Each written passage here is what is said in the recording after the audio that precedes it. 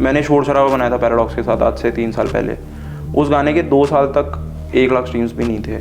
आज उस गाने के 4 मिलियन स्ट्रीम्स हैं। तुम गाने में गाली दे रहे हो वो भी वायरल हो सकता है, तुम गाने में रागनी गा रहे हो, तुम गाने में गज़ल गा रहे हो। नॉर्थ इंडिया का लड़का हरियाणवी गाने सुनता है, बट बैंगलोर में लोग हरियाणवी गाने नहीं सुन रहे, बट वो अपने ग्रुप में 10 और लोगों को हरियाणवी गाना सुना रहा है। तो इतना मल्टी कल्चरल चीज़ें चल रही हैं यहाँ पे। वो क्या वो गाने लाइफ में चलेंगे नहीं क्योंकि वो रील पे नहीं आ रहे। और इस टाइम पे हम देखते हैं सारी चीज़ें ही रील पे डाइवर्ट हो चुकी हैं। तो गाने का हिट की डेफिनेशन ही आजकल ये हो गई है कि अगर वो गाना रील पे हिट है तो गाना हिट हो चुका है।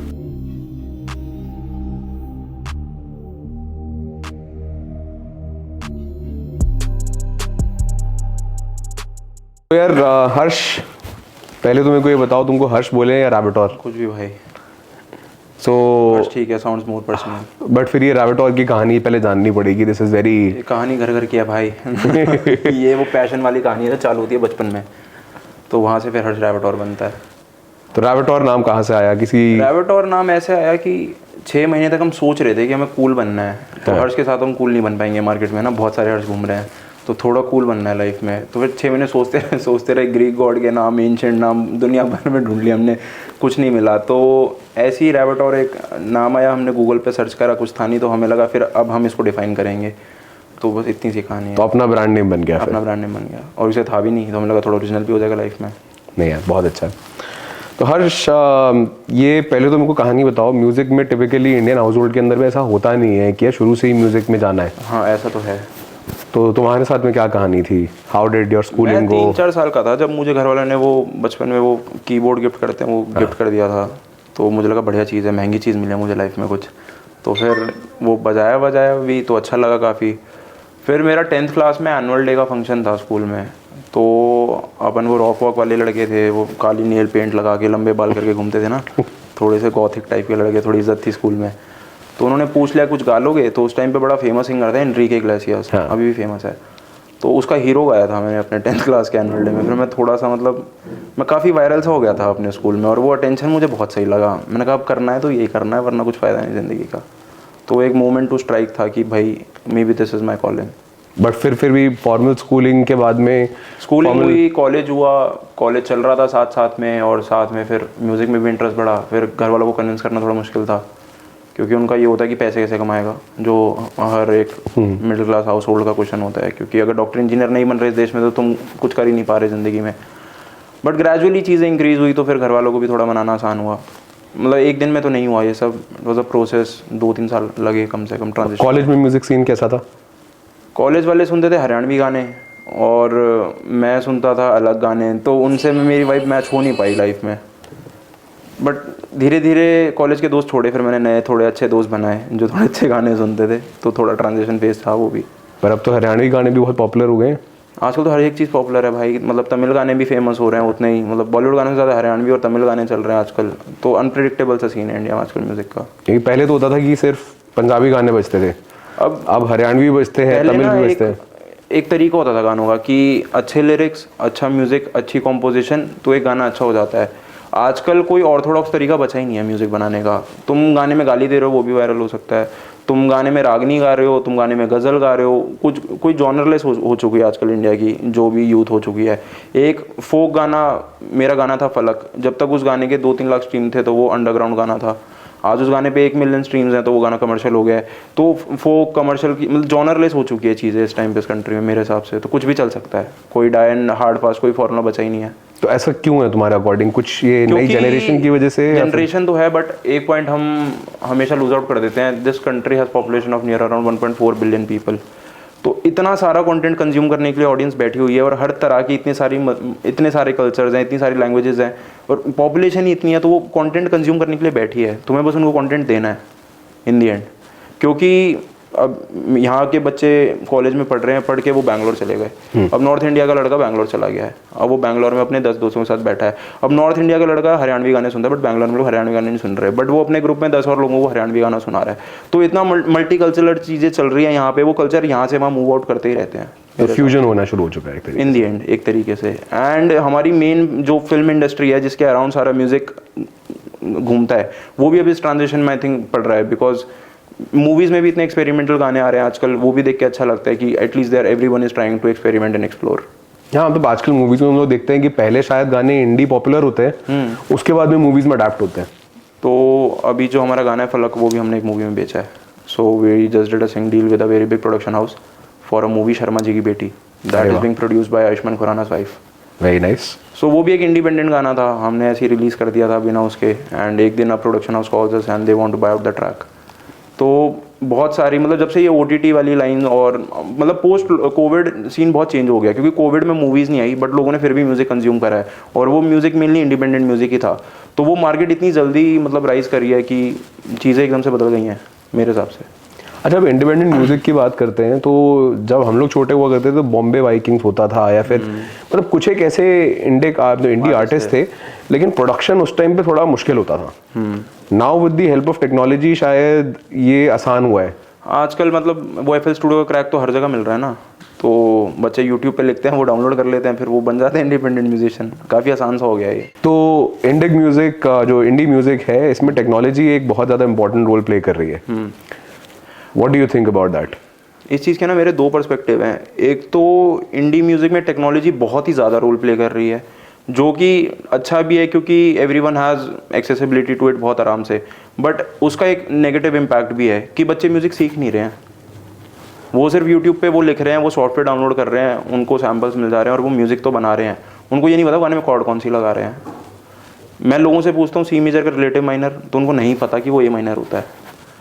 तो 90% प्रोड्यूसर्स ऐसे हैं जो म्यूज़िक थोड़ी पढ़ ही नहीं रहे हैं। मैंने भी नहीं पढ़ी थी, मैंने भी कुछ टाइम पहले पढ़ी है, बट ठीक है, मैंने वो ख़त्म करी। बट ये इसका पॉजिटिव और नेगेटिव है। पॉजिटिव ये है कि एक्सेसिबिलिटी बहुत ज़्यादा हो गई है, इंटरनेट सबके पास है, लोग डाउनलोड कर रहे हैं, सॉफ्टवेयर डाउनलोड कर लिया, उसके बाद VST डाउनलोड कर लिए, रिकॉर्ड करा, संगीत बना दिया, हर जगह स्टूडियो खुल चुके हैं। बट इस प्रोसेस में लोगों ने ना संगीत सीखना भी बंद कर दिया है, क्योंकि यूट्यूब पे इतनी ज़्यादा एक्सेसिबिलिटी हो गई है चीज़ों की कि वो उस चीज़ के हार्डकोर में जा ही नहीं रहे हैं मेरे हिसाब से। पर म्यूजिक को सीखना एसेंशियल तो है, बिकॉज जैसे एक बहुत ही फेमस सॉन्ग है 4 chords that made a million। सारे ही गाने 4 कॉर्ड पे डिपेंड करते हैं। वो तुम पे डिपेंड करता है तुम कितनी महंगी कॉर्ड डाल सकते हो, या तुम गाना C G इन सब में बना रहे हो, या तुम गाना सस्पेंडेड में बना रहे हो, या तुम एक अलग ही 12th या 5th नोट लगा रहे हो, वो तुम्हारे ऊपर डिपेंड करता है। सारे गाने 4 कॉर्ड में ही बनने हैं इन दी एंड, बट वो 4 कॉर्ड कितनी महंगी हो सकती है, वो वही मेरे हिसाब से एक प्रोड्यूसर का आर्ट है। अच्छा यार, एक चीज़ और हम लोग सुनते हैं अक्सर कि music has no language, right? No language. And मैं जब कॉलेज में था मैंने रामस्टीन सुना, जर्मन का मतलब जी भी नहीं आता था, कुछ भी नहीं पता था, बट अच्छा लगता था सुनने में।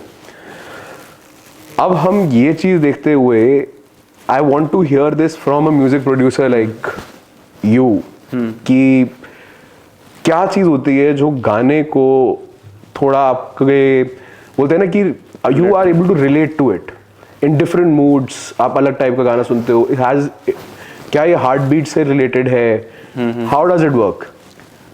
म्यूज़िक की कोई लैंग्वेज तो नहीं है इन दी एंड। तो मेनली जो गाने का मोटिव होता है वो उस पर डिपेंड करता है। If there is a war song, एक जैसे वॉर क्राइज होते हैं, अब आप वॉर क्राई किसी भी लैंग्वेज में सुन लो, आपका एड्रेनलिन नहीं बढ़ेगा, क्योंकि उसमें इतनी ज़्यादा एनर्जी होती है और उस गाने के थ्रू आपको इतनी ज़्यादा एनर्जी इम्पल्सेट होती है कि आपको समझ आता है कि भाई ये वॉर क्राई है, मतलब ये करके तो मैं जंग में ही जाऊँगा। सेम जो लव सॉन्ग्स होते हैं वो प्यार ही दे रहे होते हैं गाने, और जब उसमें वो कॉर्ड्स डलते हैं, वो किसी भी लैंग्वेज में हो, उस गाने से ना प्यार ही निकलता है। तो वो इंसान समझने से ज़्यादा ना वो चीज़ फील करता है, and when you even don't understand things but you feel things, वो रिलेट हो जाता है एक लेवल पे आके मेरे हिसाब से। इंटरेस्टिंग यार। ये अभी हम लोग इंडियन म्यूजिक की बात कर रहे हैं, इंडिपेंडेंट म्यूजिक की बात कर रहे हैं। For somebody who is not from a background, जो बोलते हैं कि नो शुरू से ही म्यूजिक बैकग्राउंड से नहीं है, आज क्रैक करना कितना मुश्किल है इस इंडस्ट्री को? बहुत ज़्यादा मुश्किल है। तो तुमने कैसे क्रैक किया? Because obviously you have done it, so I would like to hear it from the horse's mouth. मेरे हिसाब से नॉट इवन म्यूज़िक, कोई भी चीज़ सस्टेन करने के लिए सबसे ज़्यादा इंपॉर्टेंट चीज़ है कंसिस्टेंसी। वो कंसिस्टेंसी फेल नहीं होनी चाहिए। मतलब ऐसा तो नहीं है कि मैंने पहले गाना डाला था और वो मेरा पहला ही गाना चल गया था, या मैंने दूसरा गाना डाला फिर मेरे को एक चीट कोड पता लग गया जो मैं अपने हर गाने में लगा रहा हूँ। मेरे ऐसे ऐसे गाने चले हैं। मैंने शोर शराबा बनाया था पैराडॉक्स के साथ आज से 3 साल पहले। उस गाने के 2 साल तक 1 लाख स्ट्रीम्स भी नहीं थे। आज उस गाने के 4 मिलियन स्ट्रीम्स हैं। तो वो ये सोच के कि ये गाना नहीं चला, मैंने गाने बनाने बंद नहीं कर दिए। तो हर गाने की अपनी एक लाइफ है, वो गाना कब चलेगा वो तुम्हें नहीं पता। तो कंसिस्टेंसी सबसे ज़्यादा इंपॉर्टेंट है। तुम प्रिडिक्ट ही नहीं कर सकते कौन सी चीज़ चलेगी कौन सी चीज़ नहीं चलेगी, बट तुम एक चीज़ प्रिडिक्ट कर सकते हो कि तुम्हारे पोटेंशियल में कोई कमी नहीं आनी चाहिए, मतलब पूरा का पूरा एकदम तुम्हारा 100% होना चाहिए। किसी भी गाने का there is no B option, ये नहीं हो सकता कि ये नहीं चला तो ये होगा, वो चला नहीं चला वो किस्मत के ऊपर है। तो मेरे हिसाब से अगर इंसान एक कंसिस्टेंट रहे, and the second major factor is being original. अब सारे लोग संगीत बना ही रहे हैं, एक्सेसिबिलिटी बहुत ज़्यादा बढ़ी गई है, तभी मैंने बोला कि वो 4 कॉर्ड तुम किस तरीके से अलग लगा सकते हो उन 100 लोगों से जो तुम्हारे साथ बैठे हैं, वो डिफाइन करता है कि तुम्हारा गाना कितना अलग और कितना ओरिजिनल साउंड कर सकता है। तो consistency and originality, I guess ये 2 फैक्टर्स सबसे मेजर फैक्टर हैं टू मेक समथिंग वर्क। अब अगर हम म्यूज़िक को, जैसे तुमने बताया कि तुम म्यूज़िक बनाते हो, तो म्यूज़िक एक होता है पॉपुलर म्यूज़िक बनाना कि यार ये चलेगा, और एक होता है कि हम अपने लिए बना रहे हैं। हाँ, तो ये तो सबसे बड़ा लड़ाई का रीज़न है मेरी मैनेजमेंट में, क्योंकि मैं मोस्ट ऑफ द गाने अपने लिए ही बना रहा होता हूँ। तो मुझे तो पसंद ही नहीं है कि गाने नॉर्मल बने, मतलब जब तक उसमें 2-3 आलाप ना आ जाएं, 3-4 ऐसे कोक स्टूडियो के आर्टिस्ट ना हो, 5-6 सारंगियाँ ढोल नगाड़े ना बज रहे हो, तो मुझे तो फील ही नहीं आती। फिर वहाँ से जो इनपुट आता है वो भाई 4 लाइन में लोगों को नचाना है। मैंने कहा यार ये बहुत आसान चीज़ है, ये तो मैं 2 मिनट में कर लूँगा, कुछ कॉम्प्लेक्स बनाते हैं। तो ये स्ट्रगल तो चल ही रहा है लाइफ में, कमर्शियल और नॉन कमर्शियल वाला। बट वही आजकल प्रिडिक्ट ही नहीं कर सकते, फोक गाने और इतने बड़े हो रहे हैं कि वो रील 1-2 लाख रीलें बन रही हैं उन गानों पे, और मेन स्ट्रीम गाने आजकल लोग सुन ही नहीं रहे हैं, तो वो भी काफ़ी अनप्रिडिक्टेबल हो गया। ये पूरी इंडस्ट्री अनप्रिडिक्टेबल हो गई मेरे हिसाब से। अब तुमने कोक स्टूडियो की बात करी यार, कोक स्टूडियो, मैं तो सिर्फ कोक स्टूडियो पाकिस्तान सुनता था। मैं भी। इंडिया वाला आया, कुछ एक ट्रैक्स काफ़ी अच्छे निकले अमित त्रिवेदी के। तो ऐसा क्यों हुआ यार? इंडिया के अंदर में तो डाइवर्सिटी भी काफ़ी है, म्यूज़िक ट्रेडिशन भी है, हमारे लिए बोलते हैं। हम लोग भी रिसेंटली बात कर रहे थे कि भारत का नाम तो भाव राग ताल से भी आता है। आता तो है। तो पता नहीं, ये चीज़ मुझे भी समझ नहीं आई है, क्योंकि 10-12 सीज़न तो हमने भी कर लिया कोक स्टूडियो के, और एक से एक आर्टिस्ट है हमारे कोक स्टूडियो में। AR Rahman producing for Coke studio, Amit Trivedi Coke studio बना रहा है, सचिन जिगर ने भी बनाया शायद एक, सचिन जिगर नहीं, राम संपत। गाने तो अच्छे ही थे सारे के सारे, वो चले क्यों नहीं कुछ पता नहीं है। बट पाकिस्तानी कोक स्टूडियो की ना एक वाइब थोड़ी सी अलग हो जाती है, मतलब उनकी जो ओरिजिनलिटी है ना वो काफ़ी अलग लेवल पे ओरिजिनलिटी है। एक तो वो लिखते बहुत अच्छा है, उनकी लिखाई में उर्दू होती है, और वो काफ़ी वैसे तमीज़ वाले वर्ड्स होते हैं, जो मेरे हिसाब से हमारी राइटिंग शायद थोड़ी सी उनसे वीक रह जाती है, क्योंकि उनका कल्चर बहुत रिवॉल्व करता है उर्दू और राइटिंग के अराउंड। मे बी ये भी एक रीज़न हो सकता है, बट मेरे हिसाब से नेशन वाइड कोई डिफरेंस तो है नहीं, जो संगीत वहाँ बन रहा है वो संगीत यहाँ पे भी बन रहा है। देखो, पसंद तो वहाँ पे बनने वाला भी यहाँ पे आ रहा है, राइट? आ रहा है। अब पसूड़ी जो सबसे बड़ा गाना इस टाइम पे आएगा इन दिस वर्ल्ड, वो पाकिस्तानी कोक स्टूडियो का था। अभी कोक स्टूडियो भारत भी आ रहा है, let's see what it has to offer. Coke Studio India से Coke Studio Bharat, so there is a new season of Coke Studio coming up. Very interesting. In fact I think ये India और भारत वाली debate ना बहुत ज़्यादा चल रही है आज। जे साई दीपक हैं, उनकी किताबें हैं, 2 किताबें हैं, एक है इंडिया दैट इज भारत, और एक है इंडिया भारत एंड पाकिस्तान। तो इंडिया और भारत वाली जो डिबेट है, तो इंडिया ही है, मतलब अभी नया ही तो बना है वो, उससे पहले तो अपना ही था। तो क्या ही फर्क पड़ता है। यस। अच्छा यार, मेरे को एक चीज़ बताओ, नेटवर्किंग हम लोग जैसे स्कूल में, मैनेजमेंट स्कूल में जाते हैं, वो बोलते हैं यार मैनेजमेंट स्कूल में तो आपने जो सीख लिया, लेकिन आप जाते हो नेटवर्किंग के लिए। म्यूजिक इंडस्ट्री के अंदर भी networking I think is very important, but how important is it?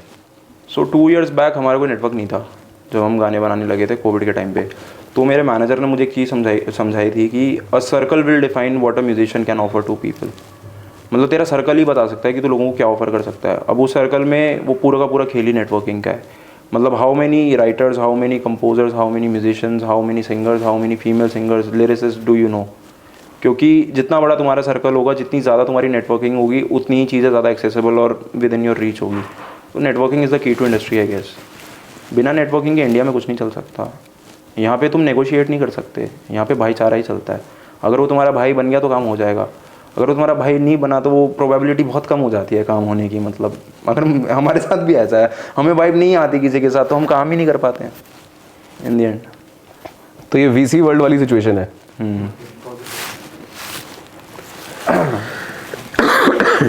हर्ष, अभी तो ये बात हो रही थी, अभी हम लोग जैसे वी जस्ट टॉकिंग, अभी लाइट गई थी तो अभी हम लोग बात कर रहे थे, वहीं से आगे कंटिन्यू करते हैं। Tier 1, Tier 2, Tier 3 के म्यूजिक स्ट्रीमिंग जो चॉइस है, जो प्लेटफॉर्म चॉइस है, उसमें तुम्हारे हिसाब से बहुत ज़्यादा डिफरेंस है? बहुत ज़्यादा वेरी करता है। मतलब कैन एक्सप्लेन? हमारे लिए स्पॉटिफाई एक ऐसी चीज़ है कि it's a part of a day to day life. मतलब कुछ नहीं करना, गाड़ी में स्पॉटिफाई की प्लेलिस्ट लगाई, चला दिया, ये Tier 1 में ही हो रहा है सिर्फ, दिल्ली, मुंबई, बैंगलोर, हैदराबाद, कोलकाता में भी। जितनी भी Tier 2 Tier 3 सिटीज़ है वहाँ पे अभी भी फेसबुक और यूट्यूब ही ऐसा है कि वही मेजर उनके कंजम्पशन के सोर्सेज हैं। अब जो गाना मैं, जैसे मैं गाना रिलीज़ कर रहा हूँ और मैं दिल्ली में बेस्ड हूँ, तो मेरी मैक्सिमम ऑडियंस जो मेरे स्पॉटिफाई पे आती है वो आती है दिल्ली, मुंबई, बैंगलोर, हैदराबाद, ठीक है। मैंने एक नॉर्थ ईस्ट के आर्टिस्ट के साथ गाना रिलीज़ करा, लखनंदा, एसमीज गाना था with Hindi touch to it. वो काफ़ी बड़ा गाना था नॉर्थ ईस्ट में। तो उस गाने पे स्ट्रीम्स 3 लाख हैं बट व्यूज़ 4 लाख हैं। और जो गाने मैं इंडिपेंडेंटली रिलीज़ करता हूँ because I am based in Delhi, फलक पे व्यूज़ 2 लाख हैं बट स्ट्रीम्स 1 मिलियन है। शोर शराबे पे व्यूज़ 1.5 लाख हैं बट स्ट्रीम्स 4 मिलियन है। तो ये काफ़ी सही चीज़ है देखने के लिए कि because I am based in Delhi और मेरी जो ऑडियंस है वो मेट्रोपॉलिटन ऑडियंस है, तो हमारा स्पॉटिफाई बहुत ही अलग जाता है। बट जो लोग अभी भी उन एरियाज़ में हैं जहाँ पे स्पॉटिफाई इतना बड़ा नहीं है, उनका यूट्यूब बहुत बड़ा है। अलकनंदा पे व्यूज़ जिस स्पीड से आ रहे थे उस स्पीड से स्ट्रीम आ जाती तो मज़े ही आ जाते, कई बार ऐसा लगता है। बट ये है एस्पेक्ट इस देश का, वही ना 1.3 billion people they consume content how they want to. Harsh, मेरे को थोड़ा सा अपने क्रिएटिव म्यूजिक प्रोसेस के बारे में बताओगे? जैसे तुम कोई गाना बनाते हो, what goes in your mind, मतलब what is that process like? इसका कोई थ्योरम है ही नहीं लाइफ में। मतलब कई बार ऐसा होता है कि गिटार बजा रहे हैं, कुछ गिटार का एक पीस पसंद आ गया, 3 सेकंड का पीस भी हो सकता है, 30 सेकंड का पीस भी हो सकता है, उसको डाल लो अपने डॉ पे, उसको सुनते रहो जब तक वाइब नहीं आ जाती। मैं यही करता हूँ कि मैं पहले गाना प्रोड्यूस करता हूँ, उसके बाद उसके ऊपर कंपोजिशन, उसके बाद उसके ऊपर लिरिक्स, उसके बाद मिक्स मास्टर वाला जो प्रोसेस चलता है। कई लोग पहले लिखते हैं, कई लोग पहले कंपोज करते हैं, बट मेरे को सबसे पहले म्यूज़िक से वाइब आनी चाहिए। अगर मेरे को म्यूज़िक से, क्योंकि 4 कॉर्ड सुन के मेरा एंड वाला वो आ जाता है मेरे दिमाग में कि ये गाना ऐसा ही साउंड करेगा और ऐसा ही साउंड करना चाहिए। तो मेरा प्रोसेस यूजुअली इसी से जाता है कि I first make a music piece, फिर उस म्यूज़िक पीस को मैं पूरा प्रोड्यूस कर लेता हूँ 1-1.5 मिनट का, 2 मिनट का, फिर 2-3 दिन से उसको सुनता हूँ। फिर जब वाइब आ जाती है फिर एक जोन डिसाइड करता हूँ कि क्या ये हैप्पी जाएगा, क्या ये सैड जाएगा, मतलब म्यूज़िक कहना क्या चाहते हैं। इंडियन तुम म्यूज़िक बना लो और उसका कोई मोटिव ना हो, कुछ पर्पज़ ही ना हो म्यूज़िक का, तो वो चलेगा ही नहीं कभी लाइफ में। वो कितना ज़्यादा रिलेटेबल रख सकते हो तुम लोगों से कि लोग उससे रिलेट कर पाएँ, क्योंकि वही 2 तरह की म्यूज़िक है, या तो मैं अपने लिए म्यूज़िक बना सकता हूँ, फिर तो मैं कुछ भी कर सकता हूँ लाइफ में। बट अगर मैं चाहता हूँ कि लोग वो गाना सुने तो एक रिलेटिबिलिटी वाला एसेट मेरे को डालना ही पड़ता है अपने म्यूज़िक में, कि जो मैं समझाना चाह रहा हूँ वो लोगों को समझ आ जाए इन दी एंड। तो मेरा ये प्रोसेस रहता है, तो पहले गाना बनाना, मतलब म्यूज़िक बनाना, उसके बाद उसकी रिलेटिबिलिटी बहुत ज़्यादा रखना कि ये लोगों से रिलेट हो जाए इन दी एंड। तो एक गाना जो बनाते हो, लेट्स से 3, 3.5, 4 मिनट का यूजुअल साउंड ट्रैक, तो इतना वो कितना टाइम लेता है? कितना टाइम लेता है? ये क्वेश्चन आते ही आता है। इतना ज़्यादा वेरी करता है ना। मैंने कई गाने सिर्फ फ्लाइट में बैठे बैठे ख़त्म करे हैं। 3 घंटे की फ्लाइट कुछ नहीं करना, मैं गाना ख़त्म कर दिया। कई गाने मैंने 1.5 साल के बाद ख़त्म करे हैं। 1.5 साल से गाना चले जा रहा है। मेरी अगली रिलीज़ है गजेंद्र वर्मा के साथ। गजेंद्र वर्मा, वो तेरा घाटा, तूने मेरे जाना कभी नहीं जाना, मन मेरा, काफ़ी मतलब बचपन का तो मेरा। मेरे को आई रिमेंबर जो तुमने वो नाम बोला, वेरी फेमस। आई थिंक 10-12 साल पहले भी एक बहुत सॉन्ग फेमस हुआ था, तूने मेरे जाना कभी नहीं जाना। वो रोहन राठौर वाली स्टोरी बड़ी बिकी थी कि वो बंदा मर गया था अपनी रस काट के। ये वही है गजेंद्र वर्मा। एंड उसके बाद तेरा घाटा वर्ल्ड वाइड, जो उससे बड़ा कोई गाना ही नहीं था 2 साल तक मेरे हिसाब से। उसके बाद फिर मन मेरा, काफ़ी वेरी नून गाए। तो वो गाना क्रैक करते करते करते करते 2 साल लग गए। गाना मैंने बनाया 2021 में। गाना पसंद आया, मैंने आदर्श को भेजा जिसने फलक गाया। आदर्श ने गाना गा के भेजा, मैं गाना अच्छा रखते हैं, अभी इसको रिलीज़ करते हैं। ऑलमोस्ट रिलीज़ तक पहुंच चुका था, फिर लगा कि यार वाइब नहीं आ रही, रुक जाओ, रोक लेते हैं। तो मैंने ऐसे एक दिन रैंडमली पिछले साल गजेंद्र भैया को मैसेज डाल दिया, bro I have a track, would you like to give it a try, ये वो करके। मैंने कहा कभी तो रिप्लाई हो ही जाएगा, किस्मत अच्छी हुई तो। 1 महीने बाद उनका रिप्लाई आ जाता है। एंड मैंने अपना नंबर छोड़ दिया था, तो सुबह 9 बजे कॉल आता है, हाय ब्रो गजेंद्र बोल रहा हूँ। मैंने कहा भाई कौन गजेंद्र?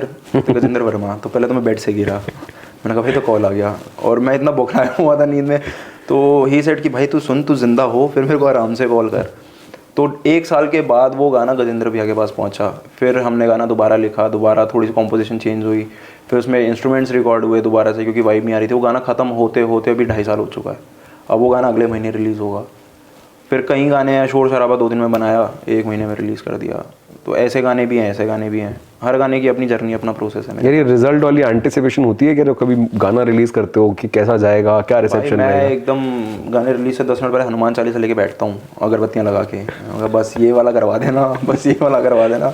मंदिरों के बाहर जाके गाने रिलीज़ करता हूँ मैं, कुछ तो चल जाए। नहीं, बट आई कैन इमेजिन यार, because the sort of effort that goes into the production, क्योंकि 2-2 साल, 3-3 साल की स्टोरी है गाने की। मतलब हम 3-3 साल एक उसको बच्चे की तरह पाल रहे हैं, और रोज़ वो गाना सुन रहे हैं, रोज़ में चेंजेस हो रहे हैं, मिक्सेस चेंज हो रहे हैं। तो वो काफ़ी इमोशनल सा मोमेंट होता है जब गाना ऐसे बाहर चला जाता है। बट मैं रिलीज़ के बाद मैं कोई गाना नहीं सुनता। That's very interesting. ऐसा क्यों? पक चुका होता हूँ भाई सुन हाँ वो बात भी है। मिक्स में 500 बार गाना सुन रहा हूँ, तो मैं नहीं हो गया यार इस गाने का अब लाइफ में और नहीं सुन। अच्छा, ऐसे होता भी है ना, आपके कोई फेवरेट सॉन्ग्स होते हैं, आप उनको कुछ ज़्यादा सुन लो भाई 2 दिन तो ऐसा चलते हैं वो गाने कि मतलब जिंदगी या तो ये है या तो है ही नहीं जिंदगी इसके अलावा। तो 2 दिन का चले पागल है क्या होता है ये। नहीं, आई कैन डेफिनेटली रिलेट। ये तो आई थिंक हर किसी के साथ में कभी ना कभी हुआ ही होगा।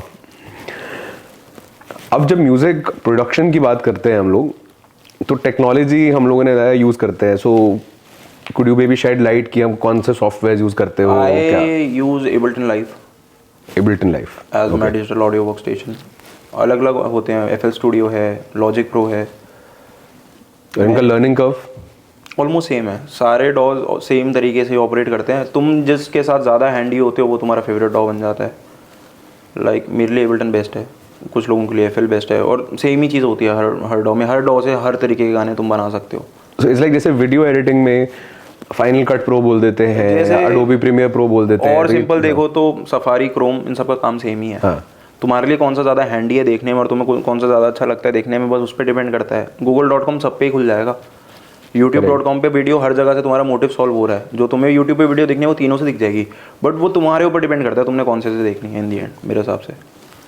क्योंकि अगर मैं कोई थर्ड पार्टी VST यूज़ करता हूँ, जैसे मैं नेटिव का कोई इंस्ट्रूमेंट यूज़ कर रहा हूँ, एक इंस्ट्रूमेंट लाइब्रेरी होती है जो डॉ में डलती है, वो मेरे एबल्टन में भी डल जाएगी, वो FL स्टूडियो में भी डल जाएगी, वो लॉजिक में भी डल जाएगी। अगर मेरे को रिवर्ब लगाना है कोई भी रैंडम, अगर मैं वॉल हला लगाना चाहता हूँ, एक रिवर्ब होता है या डिले होता है, तो वो सेम एबल्टन में भी लगेगा, सेम लॉजिक में भी लगेगा, सेम किसी भी उसमें लग जाएगा। बस वो ये देखने का पर्सपेक्टिव अलग है। मतलब जिससे तुम ज़्यादा हैंडी होते हो, use that, simple as that. यार म्यूज़िक को आजकल कॉपीराइट इन्फ्रिंजमेंट भी बहुत होती है, बहुत ज़्यादा। इंस्टाग्राम पे तो रील्स चलती, इसीलिए आजकल तो रील्स इसलिए आ रही है यार, ये वाला म्यूजिक पीछे से ऐड कर लो तो आपकी रील पॉपुलर हो जाएगी। For somebody who is an artist who produces that, हमारे लिए what is your opinion? Blessing भी है, सिन भी है। अब कई गाने हम ऐसे बनाते हैं जिन पे रील बन ही नहीं सकती, काफ़ी कॉम्प्लेक्स गाने हैं। अब क्या वो गाने लाइफ में चलेंगे नहीं क्योंकि वो रील पे नहीं आ रहे। और इस टाइम पे हम देखते हैं सारी चीज़ें ही रील पे डाइवर्ट हो चुकी हैं। तो गाने का हिट की डेफिनेशन ही आजकल ये हो गई है कि अगर वो गाना रील पे हिट है तो गाना हिट हो चुका है। तो ये कई बार वही है, समझ ही नहीं आता लाइफ में कि ये ब्लेसिंग है या सिन है। तो जब हमारे भी गाने रील पे चलते हैं हमें खुशी होती है, हाँ यार ये अच्छी चीज़ है लाइफ में। जो गाना नहीं चला यार ये तो बहुत बेकार चीज़ हो गई है इंस्टाग्राम आजकल लाइफ में। तो ये काफ़ी बायस वाली चीज़ है इसमें, है हमारी, हम डबल साइडेड हैं इसमें। अरे हर्ष, तुम म्यूजिक प्रोड्यूस भी करते हो, तुम्हारे मैंने गाने सुने, कुछ वीडियोस भी देखी, at the same time you perform live. Man तो वी टूर, सो क्या फर्क क्या है, मतलब when you are on the stage what is that feeling? उसके बाद तो स्टेज पे तो ऐसा लगता है मैं ही हूँ और कुछ है ही नहीं दुनिया में मेरे अलावा, क्योंकि वो 10-20 हज़ार लोग खड़े होकर तुम्हारा नाम चला रहे हैं। तो you are the he man of the fucking world at that time. तो उस टाइम तो लगता है बस चीर फाड़ ही कर दो, मतलब ख़त्म ही कर दो दुनिया। उस टाइम में मैं पानी वानी उड़ा के चढ़ा हुआ हूँ, लोगों में मॉश पिट बनवा रखे हैं, लोग लड़वा रहा हूँ, वो अलग पर्सपेक्टिव होता है। फिर जब स्टूडियो में बैठे हैं तो फिर वो वाला होता है कि यार कोई इंसान गाना सुन रहा हो तो उसको क्या सुनना पसंद होगा। तो ये दो अलग पर्सपेक्टिव है लाइफ के, बट दोनों हैंड इन हैंड चलते हैं। What is your best, most memorable performance to date? Mood Indigo IIT Mumbai. We played in front of, I guess, 20-25,000 people. I had Shilpa Rao with me to perform Besharam Rang from Pathan and our original track Ehsaas. I had rock legend Anand Bhaskar with me to perform our track Sitara. And उस show पे मैंने अपने सबसे ज़्यादा original गाने बजाए थे। मतलब मैंने अपनी 4-5-6 मतलब आधी डायरेक्टरी बजा दी थी मैंने। एंड वो शो बहुत बड़ा था, मतलब इतने से लोग दिख रहे थे एंड वाइब भी अलग थी उस शो की। एंड वो मेरा ड्रीम शो भी था, मैं बचपन से वो वीडियोस देखता था। Mood Indigo IIT Mumbai, mood Indigo, it's the biggest cultural festival in Asia. Asia का सबसे बड़ा फेस्टिवल है। तो हो गया इस साल। अब अगला क्या? अभी अगला कहाँ कैच कर सकते हैं तुमको? अगला we are touring this month also, we are doing 12 shows. Next month we are doing 10 shows. उसके अगले महीने भी नहीं, मेरा कहना मतलब नेक्स्ट तुम्हारा एम क्या है? जैसे एक हमारे टाइम पे वो टुमारोलैंड बड़ा फेमस हुआ था, वहाँ गाना बच चुका मेरा जब मैं 19 साल का था, तो हो गया था 19 साल की उम्र में। अरे नाइस। हाँ, I collaborated with artist from Netherlands and my track was premiered live in Tomorrowland. तो था वो बचपन में मेरा वो, बट वो कर लिया लाइफ में। तो अभी अब अगला कुछ जैसे मूड इंडिगो हो गया, टुमारोलैंड हो गया, अब थोड़ा पर्सपेक्टिव चेंज हो गया लाइफ का। मतलब बचपन में पर्सपेक्टिव ये था कि बस अगर एक बार टुमारोलैंड को हाथ लगा लिया तो उसके बाद मैं हूँ और भगवान है, बीच में कोई है नहीं। बट उसके बाद फिर आ गया है, फिर देखा नहीं यार दुनिया में और चीज़ें भी हो रही हैं, फिर लगा एक बार कॉलेज फेस्ट में कुछ अच्छा कर दिया, वो भी सब कुछ कर लिया, IIT मुंबई कर लिया, बिट्स पिलानी कर लिया, IIM अहमदाबाद कर लिया, IIT पटना कर लिया। मतलब आई गेस इस सीज़न में मैंने जितने IITs और IIMs करे हैं किसी और आर्टिस्ट ने नहीं करे होंगे अक्रॉस द कंट्री। अब पर्सपेक्टिव ये है कि बॉलीवुड, अब उसके अलावा कुछ दिखता नहीं है, अब सिर्फ मूवीज़ पे ही सारा का सारा ध्यान दे रखा है इस साल के लिए। तो because I think that is where popular music जिसको हम बोलते हैं वो, if you want to go global there is no better platform than a movie, क्योंकि उसकी कंजम्पशन बहुत ज़्यादा है and there is a lot of money that goes behind making a movie and its promotions. उतना पैसा तुम independently नहीं लगा सकते। अभी रिसेंटली ना 2 सीरीज आई है, एक तो कला मूवी आई थी, हाँ कला मूवी आई थी, और एक बंदिश बैंडिट, वो सबसे प्यारी सीरीज़ है, उसका म्यूज़िक बहुत प्यारा है। हाँ। तो इस टाइप की चीज़ें बनती हैं तो वो एक म्यूजिशियन के पर्सपेक्टिव से बनती हैं। I think where the musician plays a very significant role. Very, तो देखा नहीं उसमें वो लड़का जब अपने गांव से बाहर जाता है और वो किसी रिकॉर्ड लेबल के साथ काम करता है तो वो ओवरनाइट सेंसेशन बन जाता है, क्योंकि उन लोगों के पास पावर ही इतनी होती है म्यूज़िक को पुश करने की। वो जैसलमेर में बैठा बैठा उस म्यूज़िक को उतना पुश नहीं कर पाएगा लाइफ में, मेरे हिसाब से। सीरीज़ में भी यही होता है। अच्छा, अगर आज तुम्हारे स्कूल के, कॉलेज के स्टूडेंट, जूनियर्स तुमको देखते होंगे, काफ़ी सारे लोग मैसेज करते होंगे कि यार हम कैसे करें, you know I am big fan, आता है। तो क्या एडवाइस अगर जनरली सबको देनी है जो एस्पायरिंग म्यूजिशियंस है? Be consistent and B original. नहीं, बस सीखने के लिए कहीं ना कहीं तो शुरुआत करेंगे ना। कई बार तो होता है कि हाथ पैर ही नहीं पता है कि भैया म्यूजिक का मतलब होता है ना कॉर्ड क्या है। मत सीखो अगर नहीं पता है तो मत सीखो, अगर संगीत से प्यार है ही नहीं तो मत करो। मतलब ये होता है ना, क्योंकि मैंने कहीं सुना था that passion is the broken dreams of middle class families. हर इंसान के एक पैशन होते हैं जो टाइम के साथ टूटते जाते हैं बड़े होते होते। तो जो तुम्हारा पहला पैशन है ना, जिससे खुशी मिलती है, वही करो। ये इसलिए मत करो क्योंकि तुमने मुझे देख लिया और मैं 20 लोगों के आगे बजा रहा हूँ और आज शायद मेरे जो सपने थे मैंने पूरे कर लिए तो तुम भी कर लोगे। मैंने इसलिए करा क्योंकि मेरा पैशन था और मेरा वो नेवर टू डाई वाला एटीट्यूड था कि बेशक मैं जितना बर्बाद हो जाऊँ बट म्यूज़िक ही मुझे आबाद करेगा। अगर तुम्हारा वो नहीं है तो मत करो। Was what you just said. I have also seen a lot of my friend circle में जिन लोगों ने म्यूज़िक के अंदर में जर्नी तो स्टार्ट करी पर वो कुछ टाइम बाद जाके फेड हो गई। So this friend of mine, you guys know the Local Train, biggest band in Asia, millions of streams, millions of views, biggest touring band this country has ever seen, 500 shows in 3 years. Just imagine being on road for 500 days throughout 3 years. So their frontman Raman Negi, he left the band. He was the guy जिसने band बनाया, संगीत लिखा, सब कुछ करा. He was the frontman of the band and he left the band at the peak of its success. अभी पिछले साल ही. And then he started his new project Raman Negi अपने नाम से, जहाँ पे अब वो संगीत बना रहा है जो सिर्फ उसको बनाना है. पैशन. I think ये वो स्टीवन विल्सन वाली कहानी है. Exactly, and he was the biggest thing in this country. Local train से बड़ा कुछ भी नहीं है इंडिपेंडेंट म्यूज़िक के सीन में. अनूप जैन वगैरह सब अब आए हैं, 2-3 साल हुए हैं इनको वायरल हुए, बड़े हुए, स्ट्रीम बड़े हुए. Local train has been ruling it since 2011. 2022 they split. 11 साल तक मोनोपोली थी उनकी. ऐसे ही एक और बैंड है इंडियन ओशन. इंडियन ओशन की अभी मोनोपोली है. मतलब आज आई थिंक जब हम कॉलेज फेस्ट की बात करते हैं सो दे वर दी गो टू बैंड. अगर आपने कॉलेज फेस्ट 2015-16 तक इंडियन ओशन था, उसके बाद से वो फिर लोकल ट्रेन ने टेक ओवर. मेरे को लगता है उन्हीं का करा था कि अब इंडियन ओशन का प्रेडेसेसर द लोकल ट्रेन. यूथ में बहुत वायरल है, गानों पे रील्स भी करोड़ों रील्स हैं, सब कुछ. But that guy left the band, अपना सोलो प्रोजेक्ट चला रहा है रमन नेगी के नाम से and he is very happy about it. मतलब I met him, I was like bro, करोड़ों रुपए एक साल में, करोड़ों रुपए, legend money you can't even imagine. इतना पैसा उस बैंड से आ रहा था एंड इज़ लाइक करूँगा क्या, खुशी तो संगीत से मिलती है. वहाँ पे नहीं बना पा रहा था जैसा बनाना है, अब मैं खुश हूँ. तो वो वही होता है कि इसलिए मत करो क्योंकि सिर्फ पैसा या फिर सक्सेस या वही देखना है. अगर वो पैशन है ना, वो नेवर टू डाई वाला उस चीज़ के लिए, तो करो. यार तुम्हारे म्यूज़िक स्टाइल में कुछ ना कुछ इंस्पिरेशन रही होंगी. बहुत है. कौन कौन? अविची टैटू भी है.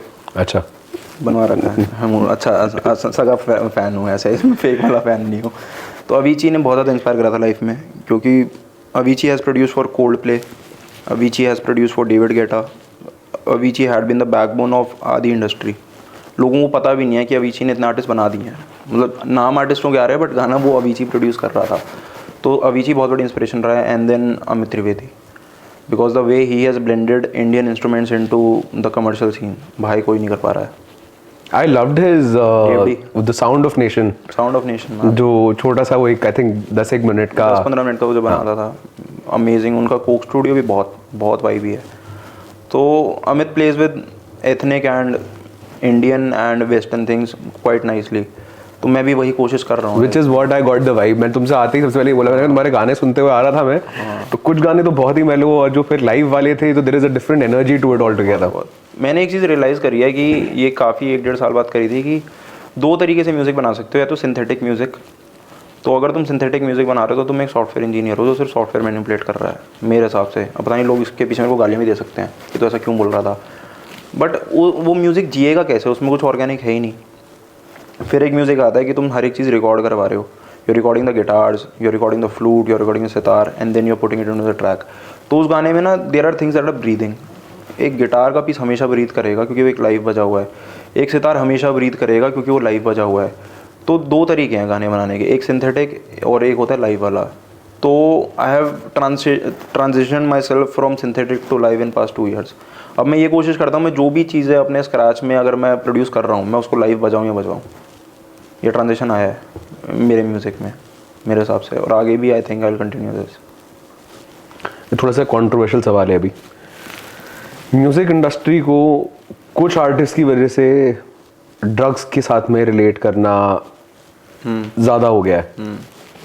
इनफैक्ट कॉन्सर्ट्स में काफ़ी सारे, जैसे हमारे मेरे स्टूडेंट्स हैं, उनके पेरेंट्स बोलते हैं नहीं नहीं ये कॉन्सर्ट जाके क्या करेंगे, वहाँ पे तो नशा करने जाते हैं बच्चे। What is your opinion about this? Because पूरी इंडस्ट्री इस बारे में तो है नहीं यार। ये सिर्फ इंडस्ट्री तक क्या लिमिट करना, पूरी दुनिया है। लोग नशे भी करते हैं, लोग नशे नहीं करते। आई एम नॉन अल्कोहलिक, मैं शराब ही नहीं पीता। लोगों को यकीन ही नहीं हो रहा लाइफ में मैं शराब नहीं पीता। वो मेरे ग्रीन रूम में लाके शराब की बोतलें रख रहे हैं, मैं कह रहा हूँ भाई चाय पिला दो, तो उनको यकीन ही नहीं हो पा रहा है कि मैं नहीं पीता। तो नॉट नेसेसरी कि हर इंसान वो करता हो। अब बट वो जनरलाइजेशन तो हो ही गई है ना। वो है ना, क्योंकि ये इंडस्ट्री ऐसे जो मीडिया में आ जाती है तो लोगों को लगता है कि जो गलत हो रहा है यहीं हो रहा है। मतलब उनके घर के नीचे चार लड़के बैठ के गांजा फूक रहे होंगे जो उसी के मतलब उन्हीं के बच्चे के दोस्त भी हो सकते हैं, उस पर किसी का ध्यान नहीं जाएगा क्योंकि वो कभी आ ही नहीं रहा ना उस तरीके से। इसमें मीडिया ने बहुत बड़ा रोल प्ले करा है। मतलब एक चीज़ को इतना ज़्यादा सुपरफाई कर दो कि बेशक अगर वो एग्जिस्ट भी ना करती हो तो लोगों को लगे कि जो गलत है यही है। आई हैव फ्रेंड्स, इतने सारे लोग हैं नहीं करते नशे। मतलब मैं आज तक किसी कॉन्सर्ट में नशे करके नहीं चढ़ा। और नशे मतलब नॉट हार्ड ड्रग्स और समथिंग, नॉट इवन अल्कोहल, जो कि परमिटेड चीज़ है। मैं हनुमान चालीसा पढ़ के शो करता हूँ। तो डिफरेंट पर्सपेक्टिव्स हैं। मुझे नहीं लगता अमित त्रिवेदी नशे करके स्टेज पे जाता होगा। I have seen him perform live. Everyone, most of them are nice good people. अब एक आध कुछ कर दे, कोई बुरा इंसान निकल आए तो उस पर तुम कंट्रोल नहीं कर सकते, वो हर जगह है। अब अगर एक स्कूल में 4 लड़के सिगरेट पीते हैं तो वो पूरा स्कूल ही थोड़ा सुटेरियों का हो गया है। पर वो परसेप्शन बन जाता है डीपीएस के बच्चे तो सिगरेट पीते हैं, हमारा लड़का जाके तो सिगरेट पिएगा। भाई वो कहीं पे भी जाके सिगरेट पी सकता है 18 साल से पहले। अब वो मेरे हिसाब से जनरलाइज कर दिया उसको बहुत ज़्यादा, स्टीरियोटाइप कर दिया बहुत ज़्यादा कि और ये है ना वेस्टर्न वर्ल्ड। ये हमारे जो टीवी में जो डॉक्यूमेंट्रीज आती हैं, जो मूवीज़ बन रही हैं लाइफ में, तो उसमें वो एक आर्टिस्ट का रोल इम्प्लीकेट करने के लिए उसको इतना ज़्यादा ड्रग्स में डूबा हुआ दिखा दिया है कि लोगों को लग रहा है कि हर म्यूजिक स्टोरी वही तो है कि उसका पहले दिल टूटेगा, फिर वो हेरोइन के इंजेक्शन मार के गलियों में घूमेगा, उसके बाद उसके अंदर से आर्ट निकलेगी। फिर वो मूवी ना रॉकस्टार, हाँ रॉकस्टार, उसमें था ना कि जब तक दिल नहीं टूटेगा तो म्यूजिशियन ही नहीं बनेगा। लोग मेरे से पूछते हैं तेरा दिल टूटा, मैं क्यों टूटा है भाई? जरूरी थोड़ा, मेरा दिल बहुत बढ़िया चल रहा है लाइफ में, ठीक है। ये वो स्टीरियोटाइप्स हैं। लोग उस कैरेक्टर को इतना ज़्यादा लिव करने लग जाते हैं कि उनको लगता है सब पूरी दुनिया ही उसके अराउंड रिवॉल्व करती है। हर्ष, अब म्यूजिक प्रोड्यूस करते हुए कितने साल हो गए तुमको? 7-8 साल या ज़्यादा? 7-8 साल। 7-8 साल। 7-8 साल में आई एम श्योर तुम्हारी सक्सेस की डेफिनेशन धीरे धीरे धीरे करके चेंज होती रही होगी। पेरेंट्स की साइड से शुरू में कुछ दबाव भी रहा, जैसे तुमने बताया होगा पहले। What is the situation now? Are they अब ऑन बोर्ड? बहुत खुश है लाइफ से। वो उनसे ज़्यादा खुश कोई नहीं है लाइफ में। क्योंकि वो चाहते थे जो मैं करूँ वो मैं कर रहा हूँ अब लाइफ में, और वो जितना सोचते थे कि मैं इतना कमा लूँ मैं उससे ज़्यादा कमा रहा हूँ लाइफ में। तो वो खुश हैं ज़िंदगी में। उनका फ़ोन आता है शो अच्छा गया, हाँ बहुत बढ़िया है, ठीक है टाइम से आ जाइए। मैं हाँ मैं आ जाऊँगा, तो कोई प्रॉब्लम नहीं है लाइफ में। बट ये हर फैमिली के साथ ही है कि जिस दिन तुम्हारे घर वालों को रियलाइज़ हो जाएगा तुम भूखे नहीं मरोगे और तुम एक फैमिली का टेक केयर कर लो, उसके बाद वो चिल हो ही जाएंगे। वो तुम स्पोर्ट्समैन हो, वो तुम म्यूजिशियन हो, वो तुम कुछ मर्जी करते हो, बट उनका भी एक कंसर्न सही है, क्योंकि वो बचपन से तुम्हें पाल रहे हैं, बड़ा कर रहे हैं, they are investing on you so much. तुम जो चीज़ बोलते हो वो तुम्हारे लिए करते हैं, they are putting in money on your education, on everything. तो उनका भी एक थोड़ा सा एश्योरेंस तो होता है कि यार कुछ कर ले ज़िंदगी में, अपने लायक ही कर ले, हमारे लिए भी ना करे। तो जब उनको लगता है कि वो वाला पॉइंट अटेन हो गया है कि वो कर लेगा अपने लिए, तो उसके बाद मेरे को लगता है वो टेंशन वाली बात है। आई थिंक ये क्रिएटिव इंडस्ट्री जो क्रिएटर जिसको हम इकोनॉमी, आर्टिस्ट में बहुत फर्क है। नहीं हम लोग जो क्रिएटर इकोनॉमी की हम जो बात कर रहे हैं, एक एवेन्यूज खुल गए हैं एटलीस्ट आर्टिस्ट के लिए। बहुत ज़्यादा। पहले हम म्यूज़िक बना के क्या कर लेते, या तो खुद रिलीज़ करते या बॉलीवुड वालों को अप्रोच करते। अब हम दुनिया भर की चीज़ें कर सकते हैं, खुद रिलीज़ कर सकते हैं, मूवीज़ में दे सकते हैं, OTT आ गया, वेब सीरीज़ आ गया, इतने सारे प्लेटफॉर्म्स हैं, कुछ भी कर सकते हो। पहले कैसेट में म्यूज़िक चलता था, आजकल 100 तो DSP हैं जो तुम्हें पैसा भी देते हैं गाना अपलोड करने का। मतलब तुम उनके ऊपर गाना डाल रहे हो, उसकी भी तुम्हारे पास कमाई आ रही है। तो रेवेन्यूज़ तो खुल ही गए लाइफ में। तुम्हारे लिए अब आगे जो नेक्स्ट पॉइंट ऑफ सक्सेस है वो डिफाइन करने का तुमने, तो बॉलीवुड तो तुमने बता ही दिया था। सक्सेस की डेफिनेशन हर 2 महीने में चेंज हो रही है लाइफ में, क्योंकि पहले जो लगता था वो सक्सेस है, जब वो चीज़ अटेन हो जाती है फिर ऐसा लगता है ये स्टार्टिंग है भाई, ये वाला सक्सेस हो जाएगा, ठीक है चल ठीक है। शिल्पा राव के साथ काम कर लिया तो बहुत बार भाई, मतलब ज़िंदगी अगले दिन बदल ही गई। अच्छा कर लिया काम, गाना निकल गया, अब यार कुछ और करते हैं यार, कुछ ज़िंदगी में और भी करना इंपॉर्टेंट है। तो सक्सेस जब तक इंसान सैचुरेट नहीं हो जाता, सैचुरेट होने का कोई प्लान है नहीं लाइफ में अभी, तो चलता ही रहेगा सक्सेस। कुछ एस्पिरेशंस हैं इंडियन म्यूजिक सीन को लेके आगे 5-10 साल में किस तरीके से बदलना चाहिए एज एन आर्टिस्ट? आजकल म्यूज़िक तो बहुत एक्सपेरिमेंटल हो गया है, और people from Bollywood are turning to fellow artist like us to give them something original. तो मेरे हिसाब से अब वो एक स्टीरियोटाइप था ना जो पहले, कि तुम्हें you have to be from a very musical family, या वो जो नेपो वाला कल्चर था कि क्योंकि तुम्हारे बाप दादा बॉलीवुड में तभी तुम वहाँ काम कर सकते हो, एक वो स्टीरियोटाइप तो देखो ब्रेक हुआ है जब से कोविड के बाद से इंडिपेंडेंट वाला सीन बहुत ज़्यादा राइज हुआ है। तो एस्पिरेशंस हैं कि अब अच्छा संगीत लोगों तक पहुँचाना उतना मुश्किल रहेगा नहीं अगले 3-4 सालों में या 5 सालों में मेरे हिसाब से। Anyone can get a chance अगर संगीत अच्छा है तो। मतलब हमारे तो कोई है ही नहीं लिंक्स बॉलीवुड में, मतलब हमें तो पता भी नहीं था कि हमें फ़ोन आ भी सकता है मुंबई से कि तुम मुंबई आ रहे हो। वो 1 आया 2 आए उस बाद आने लग गए, तो हमने तो कोई ऐसा हार्ड फास्ट फार्मूला फॉलो नहीं करा था। I started out independent and ये बात अभी शायद बाहर पता भी नहीं है, I am signing T series for 2 years now. तो जर्नी थी एक, अपने आप ही चली वो, उस पर हमने कुछ ऐसा कुछ वो नहीं करा कि हमने कुछ हार्ड फास्ट रूल लगाया हो या कहीं से फ़ोन करवाया हो। अपॉर्चुनिटी अपने आप क्रिएट होती है, बस तुम्हें राइट टाइम पे राइट जगह होना होता है उसको ग्रैब करने के लिए। तो हो रहा है, बेटर हो जाएगा। अब थोड़ा सा म्यूज़िक से हटके एक जनरली लास्ट कुछ बात, क्योंकि हम वन यंग इंडिया को रिप्रेजेंट करते हैं। बिल्कुल बिल्कुल। हमने रिटायर्ड मेजर जनरल हैं उनसे भी बात करी, हिस्टोरियन हैं उनसे भी बात करी, लॉयर से भी बात करी।